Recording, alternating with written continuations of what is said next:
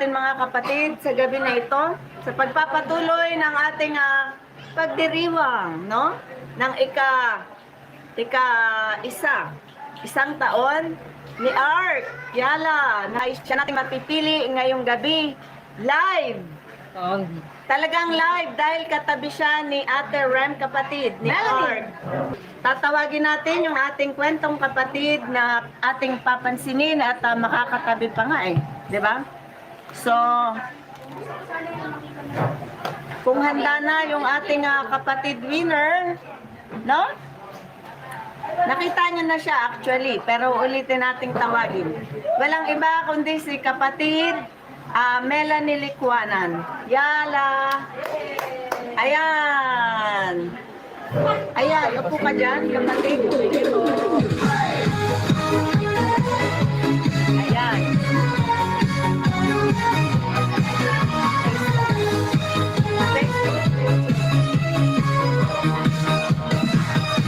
Pagmulat ng mata sa umagang kay ganda, bagong pag-asa aking nakikita. Hatid ay pagtulong, agad ang solusyon. Ate ang kapatid, ikaw ang siyang tugon. Sa kasipagan niya, ako'y napahanga. So magpapatuloy tayo mga kapatid, ha? Si kapatid Melanie Likwanan, ano ang napili nating kwentong kapatid winner natin ngayong gabi.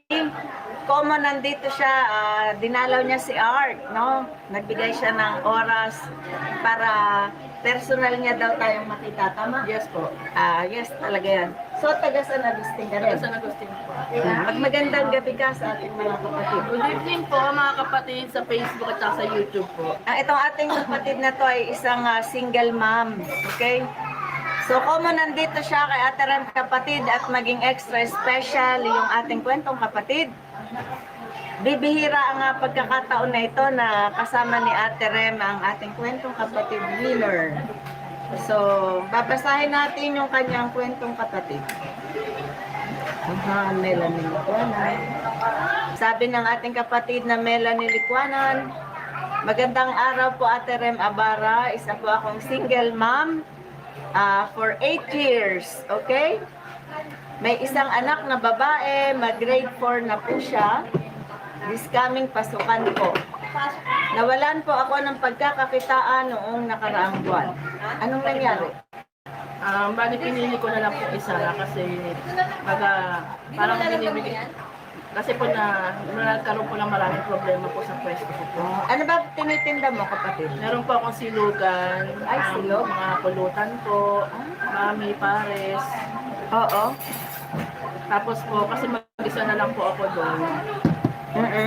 Tapos, ang nangyari po kasi doon, parang nagkaroon po ng problema po doon sa pwesto ko. Binabaha po siya kahit na hindi po umuulan. Saan ba yan? Sa Rebisco Road po. Mababa nga yan na doon. Nagkaroon po ng problema kasi po yung mga bahay-bahay po kasi doon elevated po. Bagay sa akin po, Sa inyo na mababa. tubig po. Napondohan na kayo. Talan po ako ng pagkakakitaan nung nakaraang buwan. Kaya gusto ko po sanang magmakasakali, magkwento dito sa kwentong kapatid. Sabi niya, kung sakaling pala rin na mapansin ay mapagkalabuhan niyo po ako ng puhunan para sa maliit na negosyo, para pagpunan ko po ng pangsuporta sa mga pangangailangan naming mag-ina. Lalo na po sa pag-aaral ng anak ko. Okay? Masipag po mag-aral ang anak ko at laging honor student. Okay? Maraming salamat po and God bless.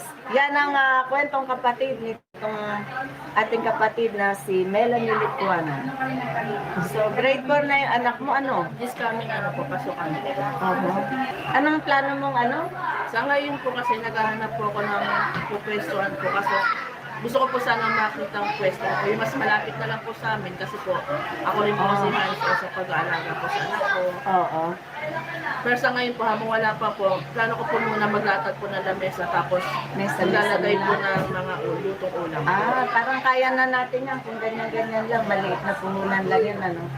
Magkano ba yung tingin mong puhunan dyan? Ang ano ko po kasi estimated ko po kasi noong nakaraan talaga po Parang nasa mga 5K po. Oh. Mga ano, marunong ka pala magluto. Ako. Talaga ba? Nagluluto po ako sa dalawang kasal na po tsaka birthday na po. Ay, ganun ba? Anong specialty mo ba? Ano po yung request ng customer kasi nakaraan. Hindi, bilang ikaw, anong specialty mo talagang lutuin? Menudo, chop suey, Ay, ganun? kaldereta po. Yung nanay ko Chicken magaling curry. mag-minuto. Sa mga 5K yung punan. Opo. Mhm. At yung anak mo naman ay mag-grade 4, no? Magkano ba budget niyan sa school? Mga school supplies sa tingin? For nasa 2K po. 2K yan? Mhm. So pag may puhunan kang pang-ulam, may titindahan ka na agad? Maglalatag po muna ako ng lamay sa pagdating po ng pasukan ko kasi pag pasukan po marami pong estudyante na Kailan ba pasukan? this coming June 8 na po. So, como special ang series natin na to, yung segment ng Kwentong Kapatid, ha? Ibibigay ko yung mga kailangan mo Salamat po. ng mga sinabi mo. Thank you po. 5,000 tsaka 2,000 para sa anak mo. Thank you po. Okay ka ba doon? Bawal daw umiyak. Okay na, okay. Magpa-plug daw tayo. Okay na, okay po. Galing po akong Pangasinan, umuwi ako kasi sa mga Galing ka pang Pangasinan? Opo. Pambihira. Kasi sabi niya po, sama daw po ako. Magkano pinamasahe mo mula Pangasinan? Dalawa po kami na anak ko po, nasa 1-2. 1, 2? 10,000 na bibigay ko sa'yo. Okay? Bawal yung minudo, huwag mong isipin yung 100. Patikimin mo lang ako ng minudo mo. Okay na? Yan. So, lahat-lahat na, 10,000, pati yung panalo mo kanina. Isettle ko na sa 10. Okay? Yala! Congratulations! Ate Rem, maraming salamat kay Ate Rem kapatid. Maraming salamat sa Maraming suporta. salamat din po. Kapatid, sa pagsali mo, ano? Ginawa ko rin ang bagay na yan para matulungan ka dahil single mother ka, tama? Sabi nga ang mata ng Panginoon at puso niya ay nasa mga single mom, mga naulila sa mga bata na yan. So dahil dyan, tutulungan talaga kita. Baka ikaw talaga ang pinili ng Maraming Panginoon. salamat. Magandang araw po sa inyo lahat. Ako po si Nela Nilaguanan. Ako po ay isang mapalad na nakikito ni Ate Rem kapatid sa Kwentong Kapatid na mabigyan po ng papunan po sa maliit na negosyo po. Ngayon po ang paninda ko po ngayon dito sa mga pitong manito.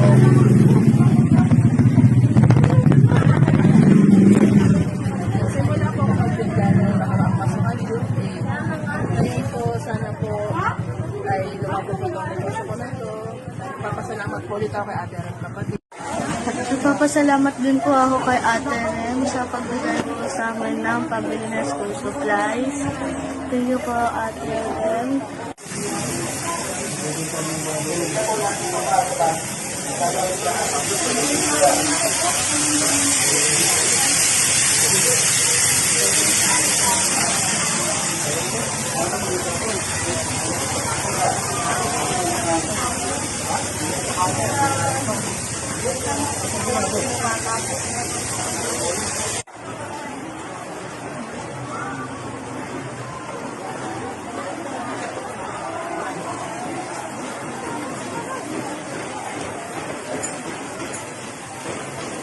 God bless po and more power po, Ate Rem kapatid.